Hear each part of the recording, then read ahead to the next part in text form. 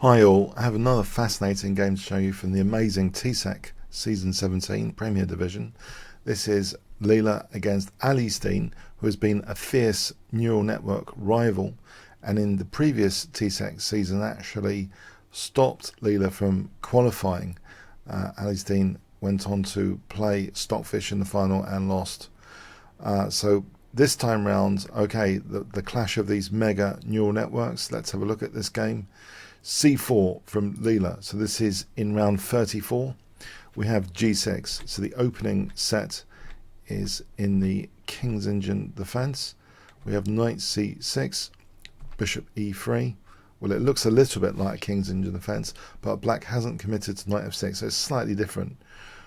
In fact, we have E5, D5, Knight C E7, and Black has the luxury, given that the Knight hasn't yet deployed to F6, to be able to play F5 in one go. Sometimes in the King's Engine defense, later Black would play the Knight there and then prepare F5, slowly. Here it can be accelerated. I'm just going to turn off TCEC. Actually, there's a bit of distraction at the moment, the chat over there. It's very, very exciting to follow live if you want to follow TCEC. It's great stuff. So here, okay, so Knight. So the Knight doesn't have to go to F6, and F5 is on the cards. In this opening book given, we have the move G4, which does seem a very logical thing against this perk that Black seems to have to try and discourage F5. It's played anyway, but we're still in the book, forced onto both engines. G takes, G takes. So here is the end of the book. Very, very interesting start position. We have this disruptive check, stopping Black castling, King F8, now White castles queenside. We have a tempo gain which carries some controversy, F4. You'll notice that there's pawns on dark squares and the corresponding light squares here are kind of weakened. So strategically, often in the King's Engine, from the white perspective, it's often a good idea to trade off the light square bishops and further amplify the weaknesses on the light squares. Because statistically, look how the pawns are placed on the dark squares. As an alternative, Knight F6, say this could just transpose, for example. White should be fine here, okay, with a small edge as well. So F4 immediately though. Bishop D2, and then we transpose into the same kind of thing anyway. Queen goes back to E2. Rook G8. We have Bishop H3, so immediately this strategic bishop exchange. We have B6, King B1, H6. Black, if Black moves the bishop has got the luxury of going to E6, so keeping that challenge across the diagonal. White takes off that bishop, Queen takes, and now Bishop E1. This is a very, very interesting idea. We have Knight H7, H4, depriving the Knight to go to G5, Bishop F6, F3. So this pawn might be sometimes a bit vulnerable, but not at the moment. Rook G6, and we have Knight H3, King G8, Queen F1, Queen D7, Rook D2. This is a really intriguing plan. This rook transfer to H2 potentially is on the cards. King H8, Knight F2, H5. So that does fix the H pawn. And we have now Knight B5. If Queen H3, you might think, well, is there an advantage to doing this? Not really, it seems. Black could play A6 to stop any Knight B5, which might be a nuisance because of this pawn. And this position, Black should be fine. There's no real big problem there. Should be about even. So actually, Knight B5 was chosen here. And we have King G7, Knight H3, King H6, Rook DH2. And you'll notice in this game now that this is what Nimzovich would call a mysterious rook move. It's behind a pawn, but they are kind of X-raying the king. And in fact, there's another direction, another angle to X-ray the king from this direction. This X-raying stuff is quite fascinating here. We have Rook G7, Bishop D2, so X-raying the king like this, and also like this. But the pawns are in the way, right? Or is there going to be a sacrifice on the way with Knight takes F4? That's the danger for Black now. Has to be extremely acutely aware of Knight takes F4 and addresses that Knight G6. If rook ag8, actually forget about that. White can just take the a7 pawn. Thanks very much. If a5, then in fact maybe even stronger than taking here is knight g5, and the full power of this doubling rooks against h5 is revealed. For example, knight takes, h takes, rook takes. Both x-rays come into their own here with a splendid tactical move, a computer move. I wonder if you can guess in this variation, what would you play here with white for 300 points? To kind of celebrate both x-rays against the king. This is also a very, very fascinating aspect of this game. The functionality of pawns, how they collapse squares or create passed pawns. Undermining. We have this kind of undermining move, knight d4, saying, look, if you take here, you're undermining f4, which undermines the diagonal. So if e takes, then bishop takes, and now all of a sudden rook takes h5 is on the cards as well. It's a disaster for black. And if black doesn't do anything here against knight d4, say knight g6, then knight e6 is a great entrenchment, and this is just going to be winning material and the game, really. So yeah, it's fascinating stuff here if that was allowed. So we have after bishop d2, knight g6, this knight goes back. You might wonder, well, wasn't that rather pointless? It didn't even wait to be kicked. Well, let's see what's happening here. Is it coming back for this diagonal with a vengeance? This particular diagonal, it can put pressure, this knight, on f4, for example, or again this knight d4 idea sometimes. Knight h f8, knight e2. So both of those ideas are on the cards. King h7. In fact, we see here bishop c3, and there's an immediate tactic. This is a loose piece in this position right now. It's not actually defended by anything. So potentially there's knight takes f4. We have queen d8 protecting that bishop. Knight g5 check. We have king h6. And now a3, believe it or not, a3. So there's an idea of playing on both sides of the board. This is like a music conductor on both sides, really quite fascinating. That not just giving the king some air, but maybe later, potentially b4, c5. We have queen e7.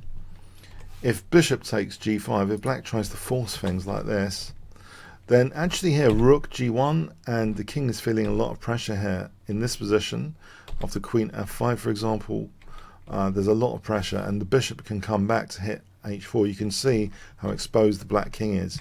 Well, it's going to be in devastating position there on the g and the h files. So that would be terrible for black. So we have actually queen e7. So keeping this annoying knight on g5, the knight goes back, king h7 again, and I thought this is a bit strange, these repetitions here. Now king a2, a6, knight again repeating back. Here king h7. If knight takes h4 here, knight h takes f4 is rather dangerous. After knight takes f4, and things are getting really nice for white. After the quiet killer f4, this whole h file and the stability of the pieces is questioned here. After bishop e1, yeah, things are getting bad for black. Black's going to be losing material. It's going to be a big investment to blow black away on the h file there, that piece sack. And here, instead of knight takes h4, if we consider bishop takes h4, then knight e takes f4, e takes knight takes f4 is kind of devastating. This is just a big advantage for white. It's absolutely crushing. Again, this idea of playing for f5 rears its head here, and it's just winning material for white. So very, very interesting stuff. So we have here king h7, knight g5, king h6, bishop c3, rook c8, queen c1. So this x-ray, this is really a game of x-rays, this game. Fascinating. Dual x-rays against the king in many variations. Rook d8, bishop d2, so a double battery x-ray, two x-rays, both with the batteries, the bishop and queen, and the two rooks. We have rook d7, queen f1, rook g8, bishop e1, a5. That's a bit of a commitment. a5, pawns don't go backwards.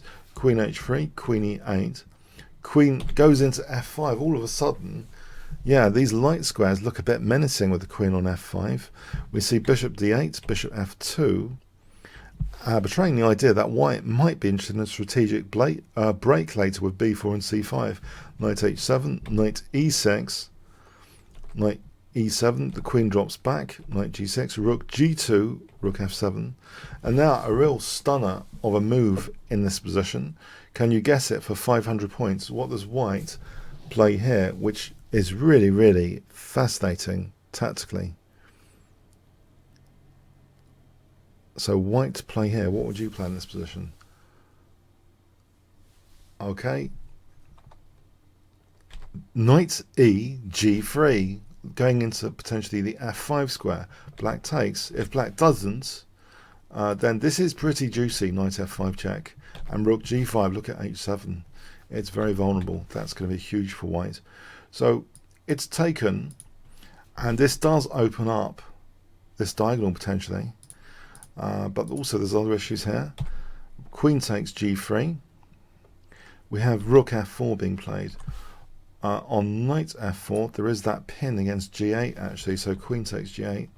So forget that. If knight e7, then bishop e3 check, and this is devastating. It's just winning a ton of material. So this is absolutely crushing stuff. So it's a very, very dangerous scenario here. So we have rook f4 being played, bishop e3 going into that pin, queen f7, knight takes f4, e takes, bishop takes f4. White is free to do this because of that g8 pin. It's a very, very nasty position for the king here. We have knight takes f4. So if queen takes f4, simply queen takes f4 and rook takes g8. And this is going to be a big advantage for white. So, for example, once that bishop moves, there's also rook c8 hitting c7 sometimes. So knight takes f4. We have queen takes g8. The queen protects herself like this. And g6, that has to be looked after here as well. If queen takes g8 had been played, then rook takes, bishop f6 rather, rook c8 as mentioned before. This is horrible for black to lose c7, weakening b6 and d6, that chain being undermined, that pawn chain. So we have queen f8, rook g5, a4. If bishop e7, which is a less committal move in some respects, rook hg1, you can see rook g6 is threatened. For example, here, splat. So black has to tread carefully in this position. Once this trebling, if queen takes g8, then white is better going for that c7 pawn. White's going to be better in this ending. That threatens b4. So say that's suppressed, then a4 is going to drop. White can basically get some passed pawns over here. It's better for white. Okay, so we have a4, and now this really caught my interest. Black is really tied up here. If you look at this position in knots, black has to look after the queen and g6. Sometimes there's a trebling. It's a really fascinating position. So in this position, it's almost amusing, this move. I find almost kind of it grabbed me. So I'll give you 500 points if you can find it. It's really, really funny how you can create. I'll give you the clue after 5 seconds. So try and maybe stop the video here and pause for a moment. See what you think the move is here. Black's tied up, so you want to throw another ball for white to juggle here. Sorry, for black to juggle here. So black's kind of overloaded, in an overloaded state. So how would you throw another ball for black to juggle? It's really cute in my view. Okay? If you haven't got it, I'll give you a clue in another 5 seconds. It's so cool. This pawn is the clue. How can you sort of liberate this pawn? Aren't these two guys in the way? Barriers. Okay. 5 seconds again, just in case you want to have a go. Okay, it's crazy, but c5. It's really, really crazy position for this to be a strong move, I felt. B takes c5 is played. If D takes c5, then this liberates the e pawn instead with e5, and this, black is getting really tied up in knots here. So say taking, this is just horrible. This pawn's a real imminent danger coming into the position. And if so, let's have a look at the game continuation. B takes. Guess what white plays here? Now that that pawn's taken out, which could have been a useful roadblock to this pawn, guess what white casually does here? And it makes it a symphony on the chessboard on both sides of the board, really. A positional masterpiece. B3. Yeah. A takes, king takes. This passed pawn in this particular situation is rather dangerous, believe it or not. Bishop e7. We have a4, signalling it will just slowly queen, basically. And black gets desperate here and plays c6. If queen f6, then rook hg1, queen f8. Black has to be worried about being splatted all the time. So what does black actually do with queen f6? Not much. If the queen took on g8, this position after rook c8 is again bad for black. c7 dropping the passed a pawn, major asset. It's massive advantage for white. So fascinating stuff. So a4, c6, rather desperate because it gives white another pass pawn. Queen f6. Black's really hemmed in. This queen is only looking by itself at squares around the king. We have rook hg1, bishop f8, as if there's going to be a dangerous battery. I dare say, yeah, it's optimistic though. c7.